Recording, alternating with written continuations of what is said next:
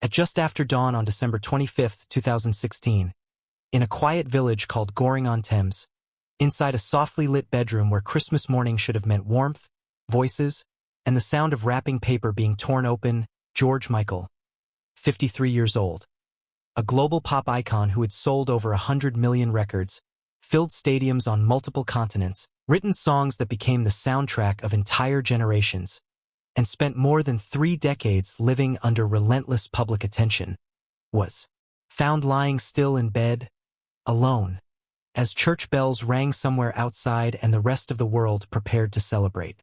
There were no flashing cameras, no screaming fans, no final performance, just silence, holiday lights glowing faintly through a window, and a man who had once seemed untouchable slipping away while families everywhere else were gathering closer. How did a singer whose voice defined joy, love, and desire for millions end up dying quietly on the loneliest morning of the year? What really happened behind the fame, behind the carefully controlled smile, behind the long years when George Michael slowly stepped out of the spotlight and into something far darker? And why did Christmas, the day of togetherness, become the moment his life finally ended in isolation? This is not the story of a hitmaker or a pop legend as the world remembers him. This is the untold story of the last Christmas, the years that led to it, and the silence that fame could not protect him from. Long before the silence of that Christmas morning, George Michael had lived a life that felt impossibly loud. Born Georgios Kyriakos Panayiotou, the son of a Greek Cypriot restaurateur, he grew up in North London with a hunger that was equal parts ambition and escape, a quiet determination to become something larger than the narrow streets and expectations around him. By his early 20s, that determination had exploded into global fame almost overnight. As part of Wham, he didn't just make pop music. He embodied youth, freedom, and optimism, filling radios and television screens with infectious hooks, bright smiles, and a sense that life itself could be light and effortless. Stadiums sold out, singles climbed charts across continents, and millions of young listeners saw him not just as a singer, but as a symbol of joy. When he stepped away from Wham to pursue a solo career, the transformation was immediate and staggering. Albums sold in numbers that defied logic, awards piled up, and his voice, smooth, aching, intimate, proved capable of carrying not just dance anthems, but vulnerability, longing, and heartbreak. He became one of the most successful songwriters of his era, a man whose melodies and lyrics seemed to understand emotions listeners struggled to name themselves. On stage, under blinding lights, he appeared confident, generous, almost playful, someone who belonged effortlessly in the spotlight. Interviews reinforced the image. Witty, charming, reflective, a star who seemed in control of both his talent and his destiny. To the public, George Michael was everywhere. His songs played at weddings, parties, and holidays. His face appeared on magazine covers. His tours drew tens of thousands night after night. Fame did not seem to weigh him down. It looked like it lifted him, as if he were one of the rare few who could carry success without being crushed by it. Yet even during those years of triumph, there were hints of a deeper struggle, moments when the brightness dimmed just enough to suggest something unresolved beneath the surface. The pressure to remain perfect, desirable, and endlessly productive came with a cost that could not be measured in record sales. As the industry demanded more access and the public demanded more intimacy, the line between the performer and the person began to blur. Behind the applause, George Michael learned early that love from millions did not necessarily translate into safety, and that admiration could feel hollow when it came at the expense of privacy and truth. While the world celebrated his success, a quieter tension was forming between who he was expected to be and who he actually was when the lights went out and the noise faded. And as the years passed, that tension would begin to carve small, almost invisible cracks into a life that looked, from the outside, perfectly blessed. The rise had been so fast, so intoxicating, that it left George Michael little time to understand what it was taking from him. Fame arrived before adulthood had fully settled, before identity had hardened into something stable, and from the beginning it demanded performance not just on stage, but in life itself. Every appearance, every interview, every lyric was scrutinized, decoded, consumed, and repurposed by an audience that felt entitled to know him, even as it only ever touched the surface. To survive that pressure, George learned to control the narrative with precision. What he revealed, what he denied, what he turned into song rather than conversation. The mask he built was elegant and convincing. The confident pop star, the romantic voice of desire, the man who seemed comfortable in his own skin. Underneath it, however, lay a constant tension between truth and expectation. A private self that felt increasingly incompatible with the role he was expected to play. As the years passed, that tension grew heavier, especially as questions about his sexuality, his relationships, and his need for privacy collided with a media culture hungry for exposure. Each confrontation pushed him further inward, teaching him that silence could feel safer than honesty, and distance more manageable than vulnerability. Success did not slow the pace. It accelerated it. Tours stretched across continents, studios replaced bedrooms, and nights blurred into mornings as deadlines and obligations stacked up relentlessly. George Michael became a master of delivering exactly what was required of him. Emotion on cue, charm on demand, while postponing the work of caring for himself. Alcohol and substances slipped into his life not as rebellion, but as relief, a way to quiet the constant hum of expectation and to reclaim some sense of control over his own mind. At first, they seemed functional, even invisible, folded neatly into a lifestyle that outsiders assumed was glamorous. Over time, they became habits, then dependencies, then warning signs that those closest to him noticed long before the public did. He began withdrawing between projects, canceling appearances, retreating into long periods of isolation where the world could not reach him and he did not have to perform. When he returned, he did so polished and professional, reinforcing the illusion that everything was fine, that nothing fundamental had shifted. But the cracks were spreading quietly, widening with each year he spent balancing the persona against the person. There were moments when the strain became impossible to ignore. Public controversies, legal troubles, health scares that hinted at a body under stress, a mind worn thin by years of internal conflict. Each incident drew headlines and commentary, yet rarely addressed the deeper pattern forming beneath them. George Michael was not self-destructing in dramatic fashion. He was eroding, piece by piece, retreating into a smaller and smaller world where he could exist without constant surveillance. Relationships suffered under that retreat. Friends described long stretches of silence, missed calls, plans postponed indefinitely. Love, when it appeared, carried the weight of secrecy and fear, shaped by the lessons fame had taught him about exposure and loss. Even as he continued to write and record, the joy that once animated his work grew harder to access, replaced by introspection, melancholy, and a sense that the cost of being seen had grown too high. As he moved into his 40s and then his early 50s, George Michael's life took on a quieter rhythm. The massive tours and relentless schedules gave way to long periods at home, nights spent alone, routines that provided structure but little connection. He chose privacy deliberately, purchasing homes in places where he could disappear into ordinary life, yet the isolation that came with that choice slowly deepened. Health issues compounded the problem, his body bearing the marks of years lived at full volume. Doctors issued warnings, friends expressed concern, but change came slowly, constrained by habits formed over decades, and by a lingering belief that endurance was proof of strength. He had spent so long being resilient for everyone else that admitting fragility felt like surrender. By December 2016, that pattern had become the backdrop of his existence. Christmas approached quietly, without the public appearances or festive performances that had once defined the season for him.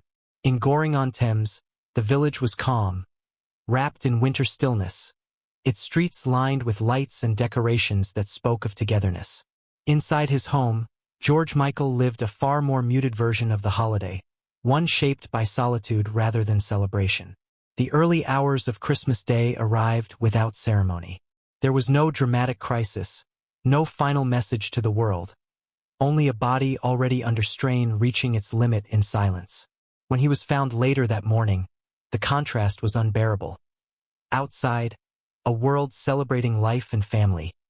Inside, a man who had spent years withdrawing from both, gone quietly in his own bed.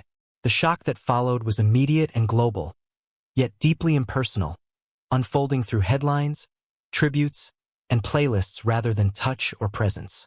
Fans mourned collectively, replaying songs that once felt joyous now reframed by loss.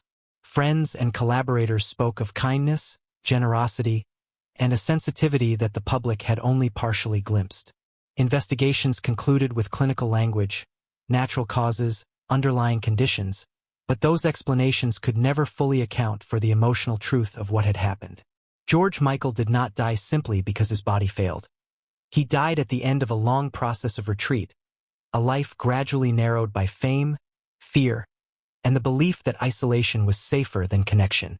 The tragedy of that Christmas morning was not just the timing, but the realization that for years before it happened, he had been learning how to disappear. The aftermath of George Michael's death unfolded with a strange combination of noise and distance, as if the world mourned loudly while remaining impossibly far away. Within hours, news alerts flashed across phones, television anchors struggled to maintain composure, and social media filled with disbelief that a voice so woven into the soundtrack of people's lives had fallen silent on Christmas Day. Tributes poured in from fellow artists, actors, and public figures, each recalling a different version of George Michael. The songwriter who understood pain, the performer who gave everything on stage, the private man whose generosity rarely made headlines. Yet beneath the global outpouring lay an unsettling truth. Most of this grief was retrospective, assembled after the fact, shaped by memory rather than presence. In the days that followed, the details of his passing were discussed with clinical restraint.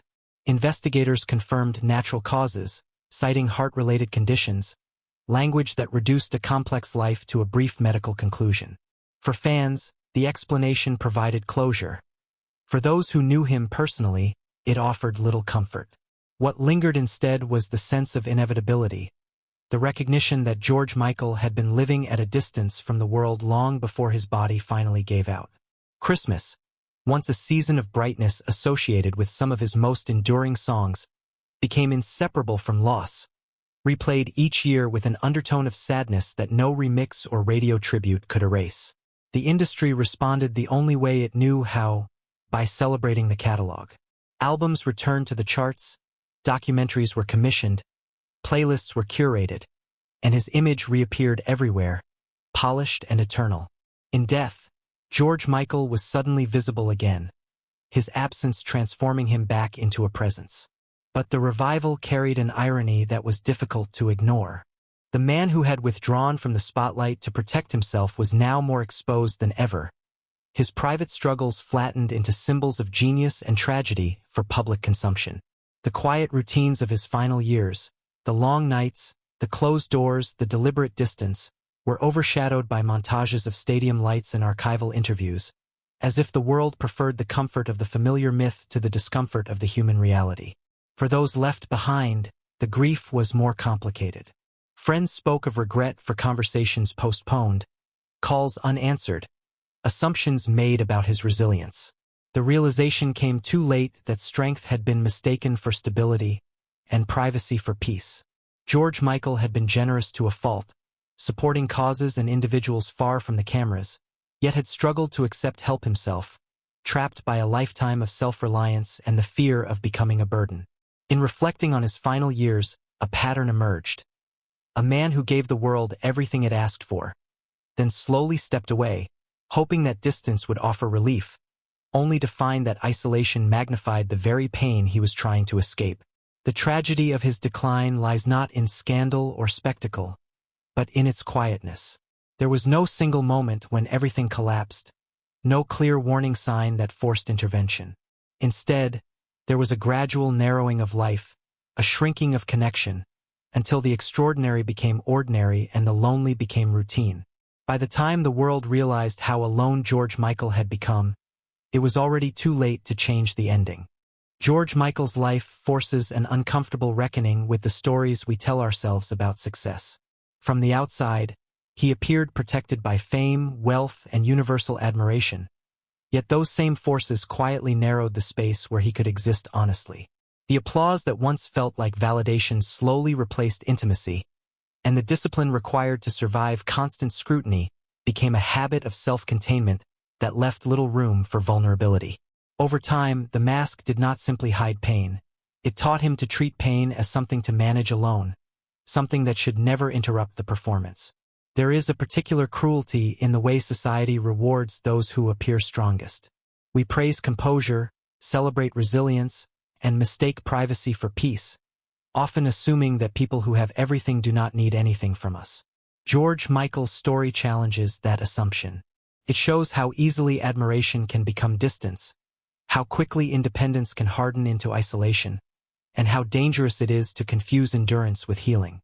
His withdrawal was not a rejection of the world, but an attempt to survive it on terms that felt safer, even as those terms slowly cut him off from the very connections that might have sustained him. The lesson is not that fame inevitably destroys, but that it magnifies whatever is left unresolved.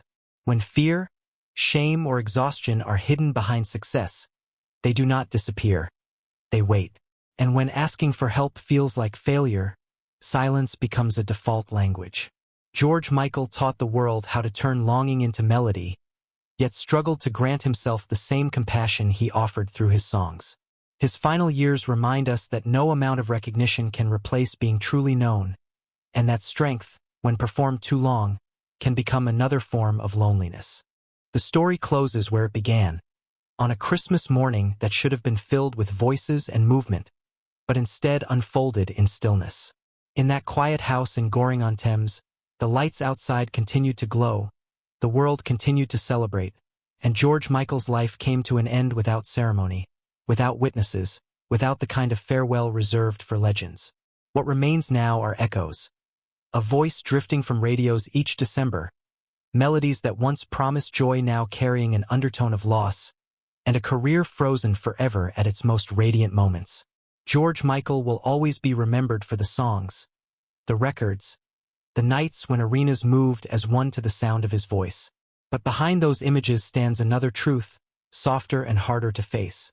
The truth of a man who spent years learning how to disappear because disappearing felt safer than being exposed.